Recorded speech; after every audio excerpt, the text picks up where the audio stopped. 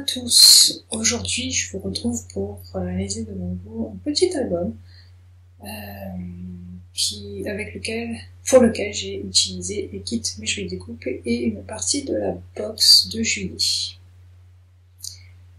Alors pour commencer, j'ai pris les deux petits cartons, les deux petites cartonnettes carrées en fait de la box. Je n'ai pas utilisé la tranche. Mais ça servira certainement d'autre chose. Et après avoir choisi mon papier, je les colle avec ma colle à pointe fine sur les deux papiers que j'ai choisis. Alors, normalement, j'utilise la colle à rayures pour faire ceci, je suis assez maniaque là-dessus d'ailleurs, mais là, je suis en vacances et j'ai très peu de matériel sur moi, donc ce que je fais, c'est que j'étale ma colle à pointe fine avec un petit pinceau, parce qu'en fait, le but, c'est surtout d'étaler le plus possible la colle, finalement, pour pas qu'il y ait de petites bulles d'air. Parce que la couverture peut accrocher dans n'importe quoi finalement, puisque c'est ce qui recouvre le tout et qui protège le tout. Donc voilà, je fais en sorte qu'il n'y ait pas d'accro, pas de bulle, et j'étale au mieux que je peux, puisque je n'ai pas non plus de plioir avec moi, mais si vous en avez, n'hésitez pas à l'utiliser. Ensuite, avec une bille à gaufrer moyenne, je dirais, je fais tout le tour. On peut faire avec un plioir aussi, ça, ce travail, il n'y a pas de souci, c'est le mieux. Je fais tout le tour de mon carton pour qu'il plie le mieux possible. Alors là, je fais juste le détourage. Comme c'est pas très épais, ça passe très bien dans le massicot. En fait, je choisis deux papiers effet bois pour la couverture parce que du coup, c'est très assorti. Et là, je prends le papier, je fais mes coins avec un petit bout de cartonnette, je vois à peu près l'épaisseur que je dois retirer. Là, c'est le petit morceau que j'utilise pas d'ailleurs, il est de la même épaisseur forcément. Donc ça permet de savoir à peu près à quelle épaisseur c'est. Donc je fais une marque avec ma bille à gaufrer. Alors là c'est un crayon, pardon, mais avec une bille à gaufrer ça marche aussi, c'est parce qu'après je crois qu'il fonctionne plus, j'ai utilisé. Voilà, donc avec dans les deux cas, peu important, c'est la même chose. Je veux qu'on voit en fait la marque et puis je coupe là où j'ai la marque. Voilà. Donc là je suis sûre d'avoir la bonne épaisseur. Après, j'ai pris 15 cm de marge parce que maintenant, je trouve que c'est pas très compliqué. J'arrive maintenant bien à faire ce travail de cartonnage, on va dire, mais si vous n'êtes pas très sûr, vous pouvez laisser 2 voire 3 cm de large, il n'y a pas de souci. Bon, maintenant, je ne veux plus trop gaspiller mon papier, je fais en sorte d'en gaspiller le moins possible quand je fais ce travail-là. Voilà. Donc là, hop, je colle une première partie. Pareil, ici, l'idéal, c'est la colle de brûlure, mais bon. La colle à pointe fine, elle colle très bien, elle colle très vite aussi surtout, donc on n'a pas le droit à l'erreur, on va dire, pas longtemps. Enfin, en tout cas, faut pas se tromper, faut corriger tout de suite si on se rend compte que c'est pas bien ce qu'on vient de faire, parce qu'on fait une bêtise. Et voilà, donc je colle. Avec des pinces, ça serait parfait pour coller si ça prend pas bien, mais là c'est parfait, moi j'ai collé tout de suite. Voilà, donc on fait bien les coins. Il a trouvé toute une méthode pour bien faire. Alors les coins, en fait, quand je les fais, moi, normalement, je les fais avec mon plioir. Là, je les fais à l'ongle, du coup. On ne voit pas d'ailleurs que je l'ai fait. Je crois que j'avais oublié sur un côté, mais j'avais fait pour l'autre. Voilà. Donc là, hop, je me suis trompée. J'ai mis la colle partout, mais en fait, il faut faire côté par côté. C'est pour être sûr d'avoir de belles finitions, justement, de beaux coins. Donc voilà, moi, je fais toujours les vis-à-vis. Parce que c'est ce que fait tout le monde en fait, tout simplement. Je sais pas vraiment pourquoi, mais voilà, je le fais comme ça.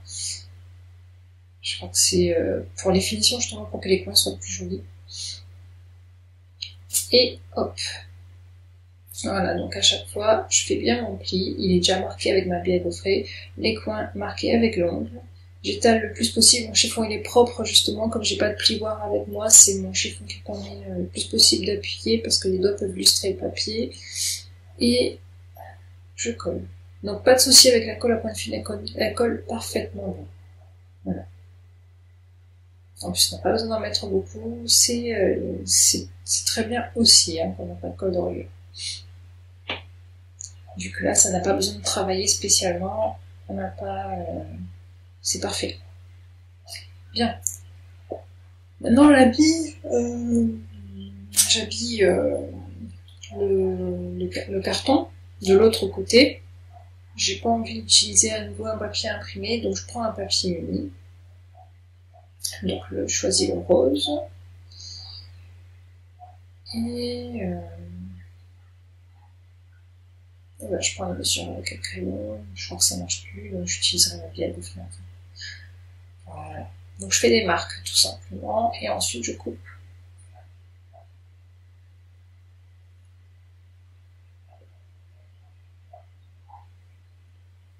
Voilà. Je vérifie, c'est parfait. Alors les carrés, je l'ai pas dit avant, mais pour être sûr, au cas où ils sont pas tout à fait carrés, pour bien orienter mon papier, j'ai bien vérifié que je les mettais dans le bon sens. Mais je crois que les miens sont bien carrés en fait, enfin pas les miens, ils sont parfaitement carrés, hein, je crois.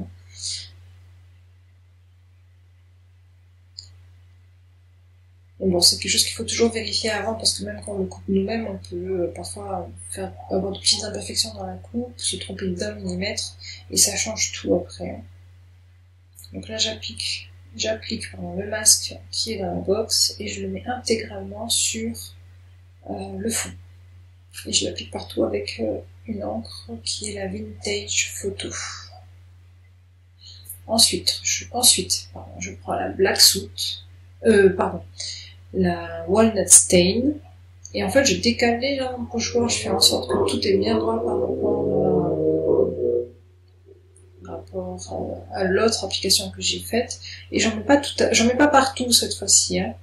J'en mets juste à quelques endroits, je suis pas très précautionneuse, on va dire, quand j'applique, et voilà. Et puis je fais tout le contour ensuite avec la même Walnut Stain, qui est donc plus foncée que la Vintage Photo. La Walnut Stain, c'est la couleur que je préfère d'ailleurs à la distress. Ensuite, je colle en vérifiant bien que je mets dans le bon sens. Voilà.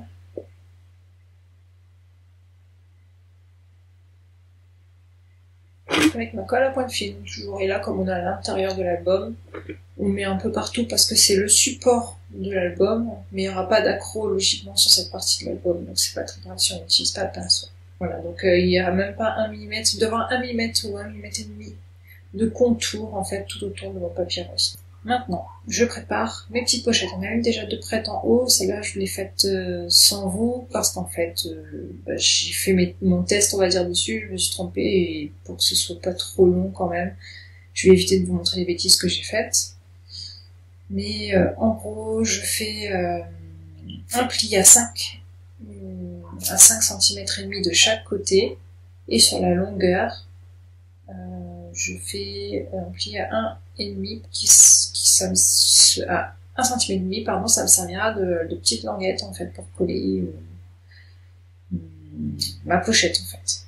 Et il faut faire ça 2 fois dans chaque couleur de papier Florence, donc 2 roses, 2 vert clair, 2 vert foncé, 2 bleu, et j'ai pas fait dans le rose, pas parce que je ne voulais pas, au contraire, mais j'avais fait une bêtise déjà au préalable que je n'ai pas montré en vidéo, j'ai coupé tous mes papiers et en fait je ne peux plus utiliser le rose. Mais évidemment, si vous le souhaitez pour en faire un album plus gros, vous pouvez même en faire 3 fois au lieu de 2 fois vos coupes dans le papier Florence. Voilà.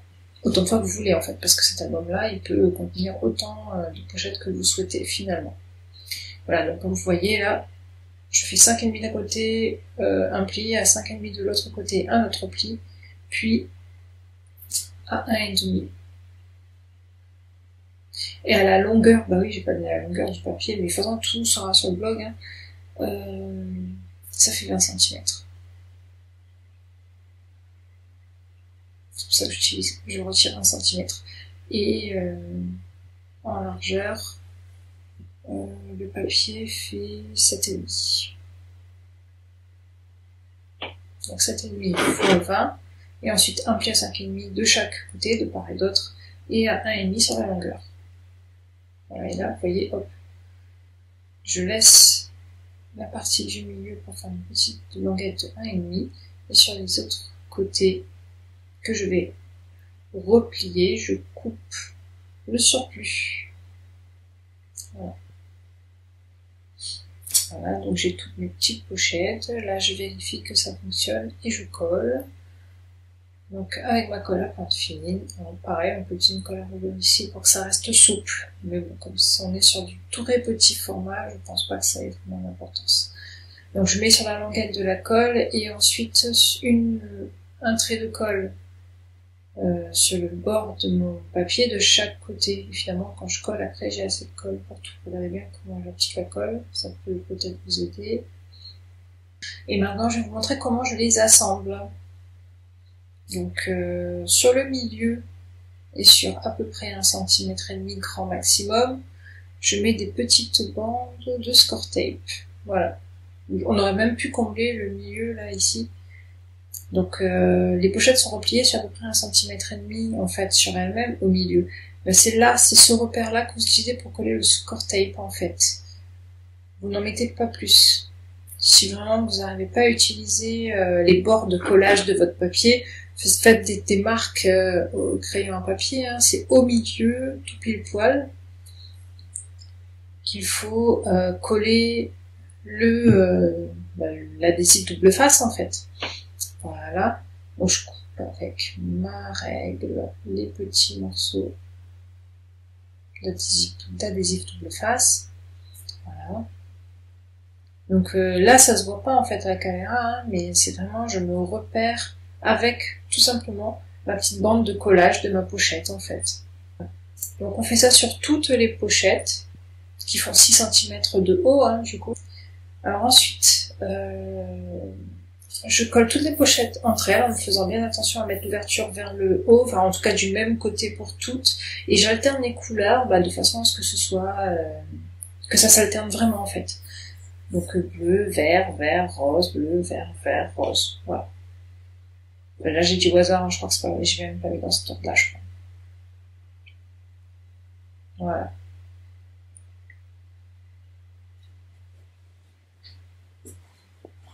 Donc je les colle tout ensemble, je les place bien avant d'appuyer, de faire adhérer le double face aux pochettes quand je les colle.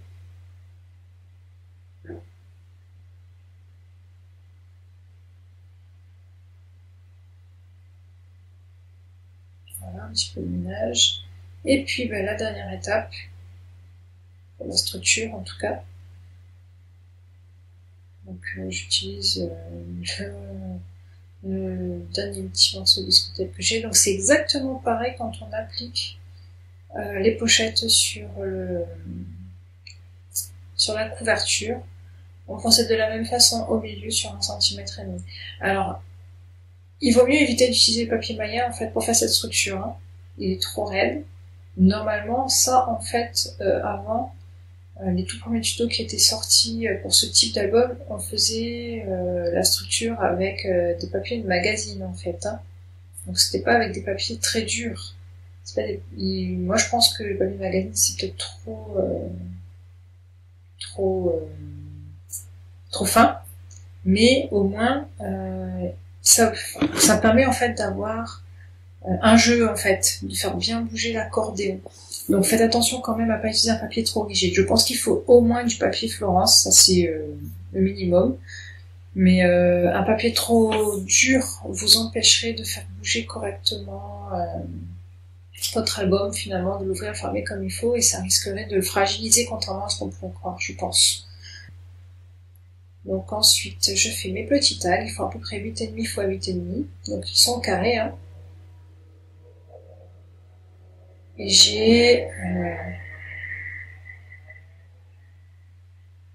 j'en ai coupé 8 parce que moi j'ai 8 pochettes, mais vous en faites vous faites autant de petits tags que vous avez de pochettes en fait finalement. Hein. Ça peut aussi être un petit album de rangement, hein, ça finalement. Pas obligé de mettre des photos. Hein. Moi c'est ce que je vais faire, mais même si je sais pas encore quelle photo je vais mettre d'ailleurs. Alors il faut les habiller maintenant ces tags. Donc je choisis les étiquettes alors. Moi j'aime bien quand il y a des étiquettes dans les collections, les utiliser. Si en tout cas ce qu'elles racontent me plaît. Parce que souvent en fait, surtout sur ce type de collection là, les étiquettes en fait, ce qu'elles disent, il y a ça n'existe pas en fait en tampon très souvent, c'est toujours des petites citations, ou des petites phrases qui n'existent pas tout simplement, qu'on n'a pas, ou que moi je n'ai pas tout simplement, peut-être parce que je l'ai pas moi, mais ça doit exister. Et du coup j'aime bien les garder, les conserver pour faire justement ça, pour exprimer le sentiment sur un tag ou sur une page, etc. Donc là je choisis toutes celles qui me plaisent, les petites phrases qui me plaisent, les petits sentiments qui me plaisent. Voilà, et là il y a des petites phrases qui me plaisent. Il y en a une là qui me plaît, je sais qu'elle est trop grande, mais je sais comment l'utiliser. Donc là en fait j'ai amené ma Cropadil, et oui, je sais pas pourquoi je l'ai emmené, même si ça prend un peu de place, je me suis dit j'en aurais peut-être besoin, donc je fais mes coins du coup. Ça permet en fait de rendre les tags moins fragiles. Quand vous les insérez dans les petites pochettes, en fait, ils vont pas se corner. Et ça, c'est top, en fait. Donc, je fais tous mes contours à la Distress Oxide. C'est la Vintage Photo. J'ai utilisé la Walnut Stain uniquement pour la couverture, en fait. Et je fais l'arrière et l'avant, hein, parce que les deux côtés se voient. Donc, il faut bien ancrer les deux côtés.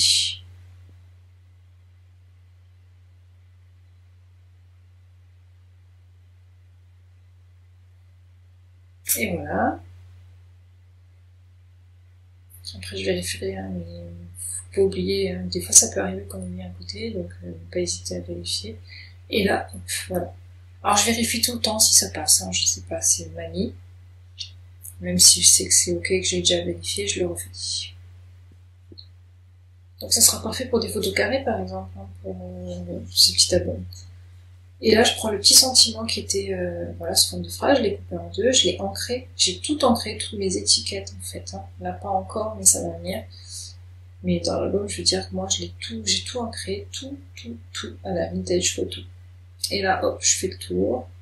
Donc ça fait partie des chutes de papier qui restaient de ma bêtise au tout début de la conception de l'album.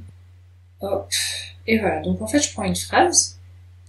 Je la mets en haut, je prends la phrase, le début de la phrase, je la mets en haut sur le tag, et en fait je vais retourner le tag et mettre l'autre partie à l'arrière. Voilà, je colle pas. Je vais pas le coller maintenant, mais au moins je vais le mettre de côté pour pas l'oublier. Et je ne colle que sur le haut et que sur le bas, pour celui qui est à l'arrière en bas, les petits bouts de phrase. Ça permet d'insérer une photo. J'encre tout le tour de les étiquettes, pardon, et je mate à chaque fois. En général, je mate sur du papier uni, hein, quasi systématiquement. J'ai beaucoup maté sur le papier rose foncé parce que c'est pas seulement parce qu'il m'en restait beaucoup, du coup, c'est pas parce que j'avais beaucoup de chutes, hein, c'est parce que très souvent, je trouvais que c'était le papier le plus assorti. Donc, je les prépare toutes, les étiquettes. Voilà, et à chaque fois, en fait, je choisis le bon papier, comment je vais le mater sur le tag, etc. Donc, vous voyez, ça prend un petit peu de temps, tout ça. C'est accéléré x3, hein. Et là, hop, je décide d'habiller un tag avec du papier de la collection. Donc, je prends les marques, je laisse à peu près 1 mm tout autour, peut-être même plus. Voilà. Hop, j'arrondis les coins, puisque les coins de mon tag sont arrondis. Et je colle. Et il faut pas oublier d'ancrer. Hein. Et hop, je recolle la petite étiquette par-dessus. Et là, vous voyez, je fais qu'une petite bande au milieu. Pourquoi? Parce qu'après, je vais mettre des petits échos sur ces étiquettes. Donc, je mets juste un peu de colle au milieu parce que je sais qu'après, je vais rajouter des décos. Donc, pour moi, c'est important.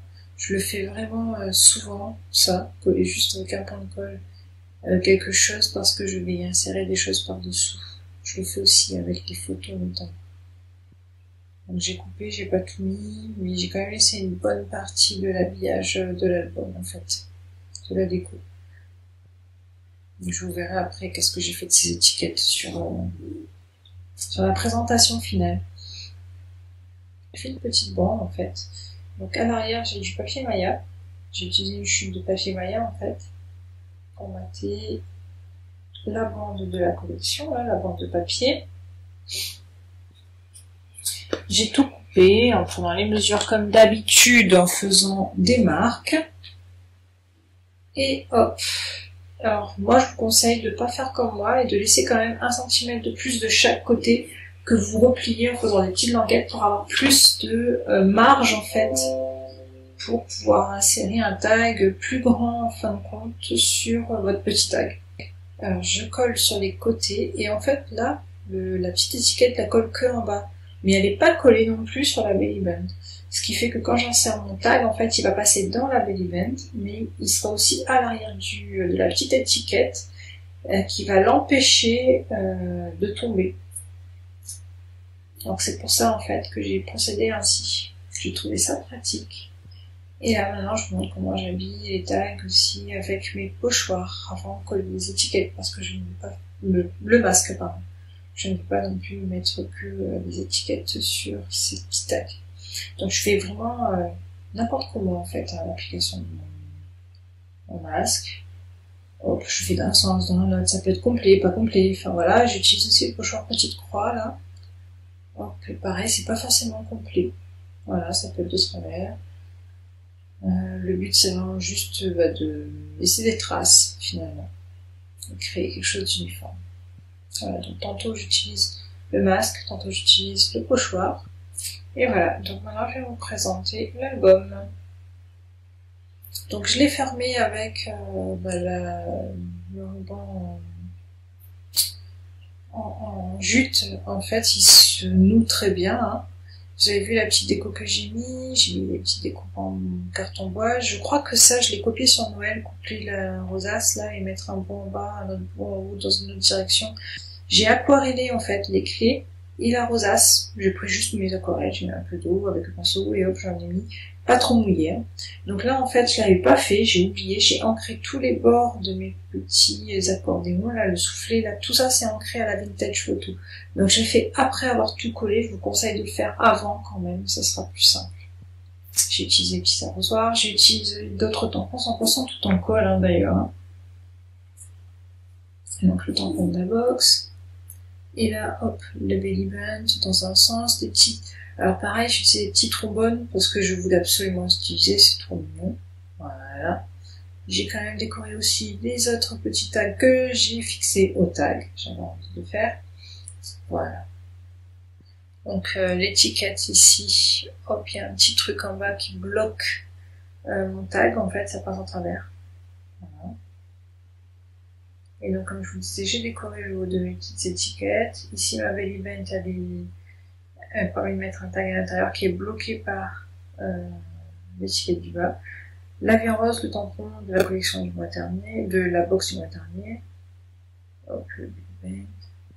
Et enfin, hop, la vie en rose toujours, l'abandonné tag. Vous voyez là le tampon, je crois, c'est trace de pinceau, je sais plus comment ça s'appelle. J'utilise le bout de la trace de pinceau pour faire soit la boue de la boîte, soit les lots de l'arrosoir en fait, selon. J'aime bien de temps en temps faire des petites séries. Voilà, donc j'ai découpé certains motifs aussi de la collection pour faire la déco de l'album. Le trombone avec une étiquette amovible du coup, que je remets à l'endroit. Et là j'ai fait tout le tour avec les arrosoirs que j'ai tamponné en partie sur la pochette, le tag. Et voilà, donc je vous montre l'intérieur. Vous avez vu, là tout est ancré à la vintage photo, pas d'oubli. Voilà, je vous laisse donc avec les photos, j'espère que ça vous a plu. J'espère que ça vous inspirera aussi et que ça vous donnera des idées pour utiliser votre kit Mes Jolies Découpes et ou votre box. Sur ce, je vous dis à très bientôt. Scrap